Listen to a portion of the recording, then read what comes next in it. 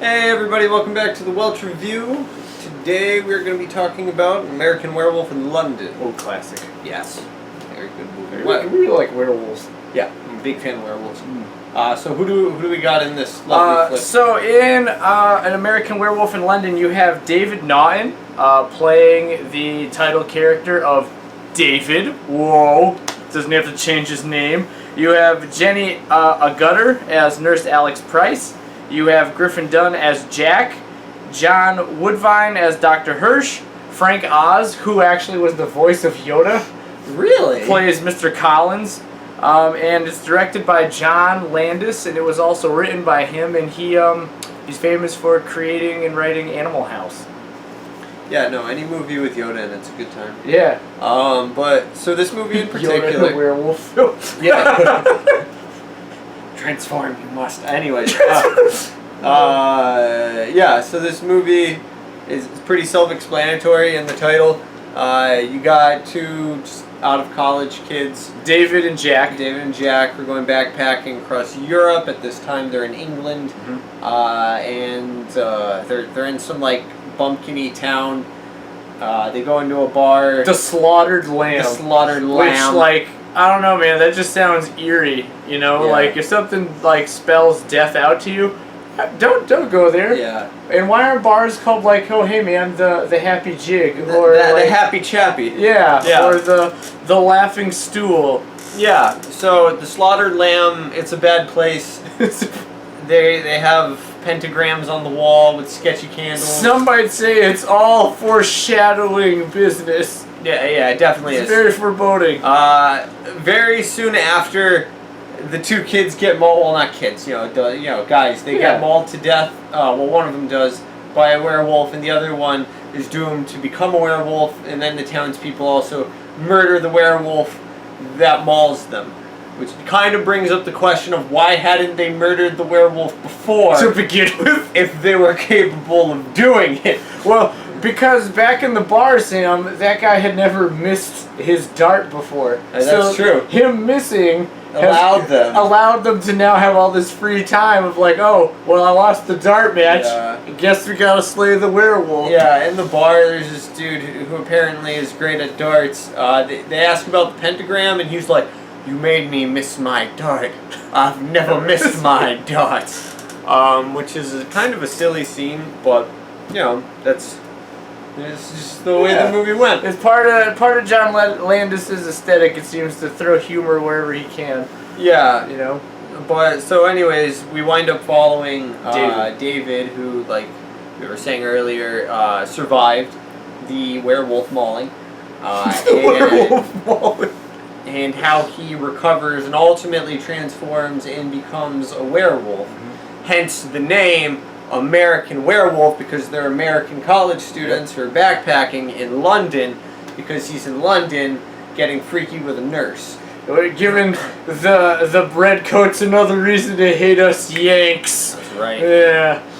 But like Sam's saying, so like part of this whole thing, like, and I think it's cool because it starts out as like these two guys hanging, like a road trip movie, right? Like, oh hey man, like we're doing this while we're young, we're enjoying, we're an adventure, and then like it transcends and molds itself into a horror film, and not just a horror movie, but like a psychological movie too, because realistically, David, he does turn into a werewolf, but it's not even like till like the very end that you even see him as a werewolf. Like a lot of it just shows people getting mauled and there's gore, right? And sometimes it's real cool, but it's all like in his head. So it's like the mind games that it plays with him, right? So as he's in the hospital, he has visions where he sees his buddy Jack, who did die from the werewolf attack. And every time Jack pops up, he looks slightly more dead. Yeah, more decayed. Yeah. Yeah. Which is funny. Like, and he seems to have a sense of humor about it every time he sees him.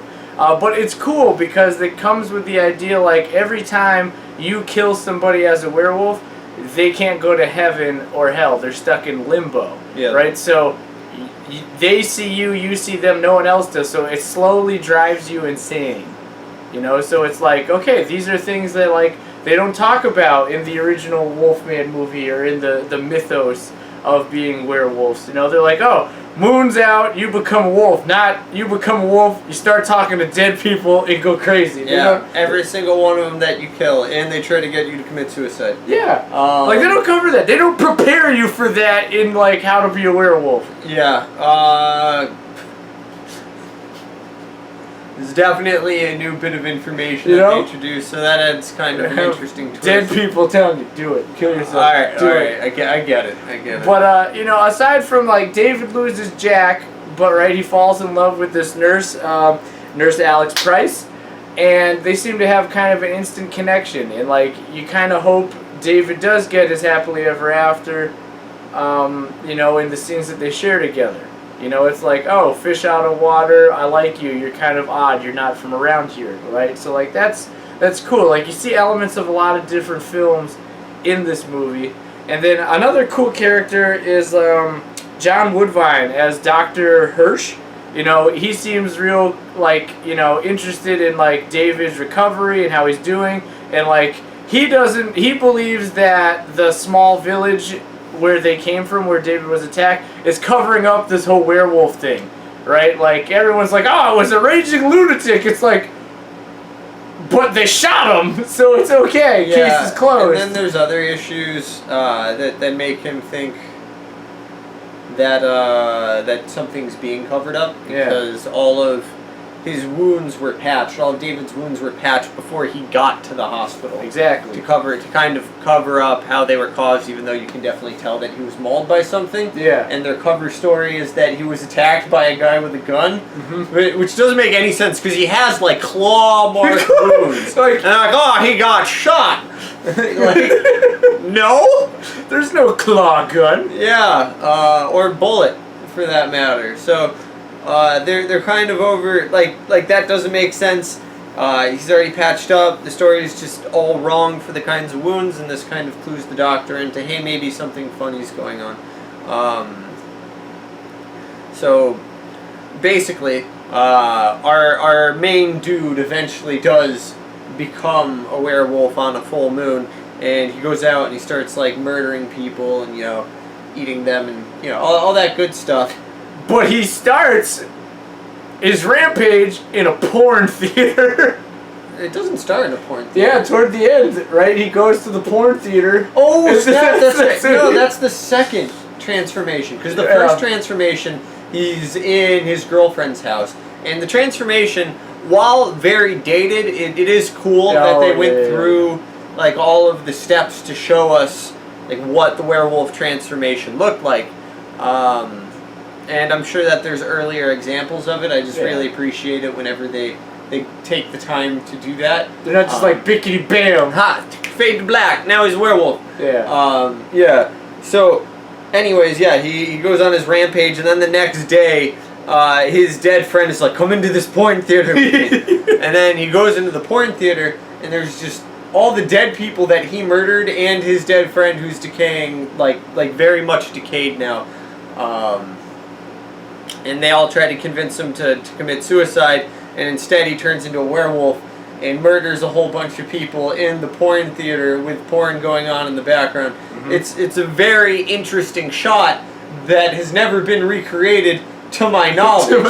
So what's this tell you, kids? Porn makes you into a werewolf. Porn gets you eaten by werewolves. Yes. Because he wasn't watching the porn. He was just there. So you watch porn, chances are you have a 50% more chance of being eaten by a werewolf than those who don't watch porn.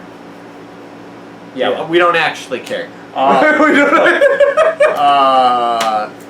what you do with your life. The transformation scene was very, very cool. I thought it was interesting in the werewolf design. They didn't go with a bipedal werewolf. Yeah, they went for like a dog wolf. Which was cool because, like, you know, we've seen those type of things in, like, Twilight, and they were literally just a big dog. This thing just seemed like a... Yeah, that explains everything. We all understand what that means. You know, like, but it seemed like about the size of a German Shepherd with maybe thicker legs. What? No, it was way bigger than a German Shepherd. You think so? Yeah. All right.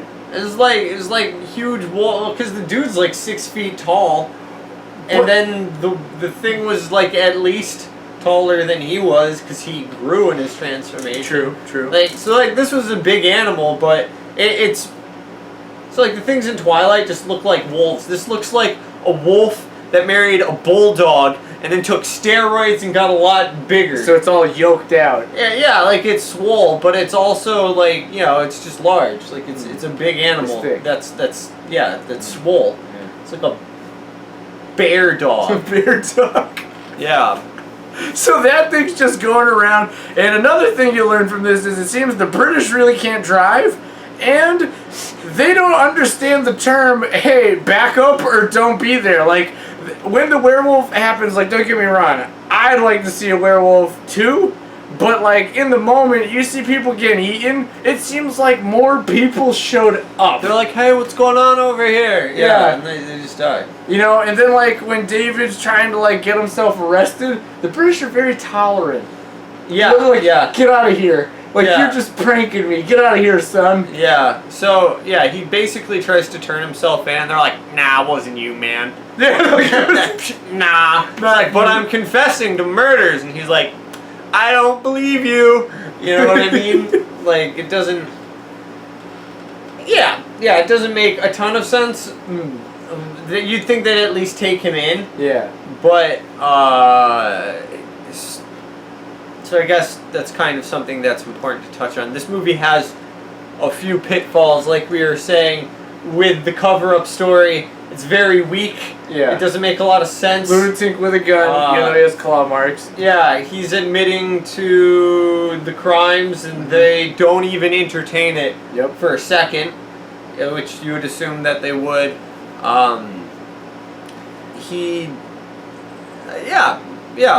don't know. I think those are the big ones. I think the balance of horror and comedy is definitely it's not an easy combination to do, and sometimes it made me as the viewer unsure how to feel about certain scenes. But it definitely, I think, when you do see some of the carnage, right, the humor that is infused with it makes it a little bit lighter and more easy to swallow, if you will. But there was one other thing I thought was like, wait a minute, when he's chasing that dude through the businessman through the train, like the train station. Yeah. And okay, so like you're being chased by a werewolf, right? You're being chased by a monster, and I get it, they do this in movies, but I think it's dumb. Like the guy trips over like one of the escalator stairs. And he just like, yep, that's it. Yeah. I'm just like. He's like, let me just slowly go up this escalator on my back while I watch the werewolf try and eat me. Yeah, and like he gives up, and it's like, okay. Yeah, I do think that it's a cool shot. Yeah. But I agree, it's kind of stupid. Like I like that the camera, like you're saying, was from the top, like looking down. Like it was a very good shot. John Landis definitely has some good shots. I also think you could equate this just kind of like that whole "it was beauty that killed the beast" thing, like they say in the original King Kong or every King Kong. Oh yeah, that's right. Because in the end, because sure. like, no, won't spoil it. No. Yeah, you'll figure that out for yourself. But I do think one of the funniest parts of the entire show is when they're in the porn theater. Yeah. Because randomly they'll cut to like the video in the background, and there's just this scene where there's a naked lady like on a bed, and some guy comes in, and he's like, oh, I thought this was my room. And she's like, oh, well, it isn't. And then he's like, okay. And then he just leaves. And it's like, what? Like, I don't know. It's just weird and out of place. And somehow it's like, that's artistic expression. Yeah. Right? What does this have to do with the werewolf movie? Yep, I don't know. I don't know. But it's there. But yeah, so American Werewolf in London, I would say it's a solid classic. It doesn't necessarily outshine any of like the more modern day werewolf movies, except for some of like the newer crappy underworld movies.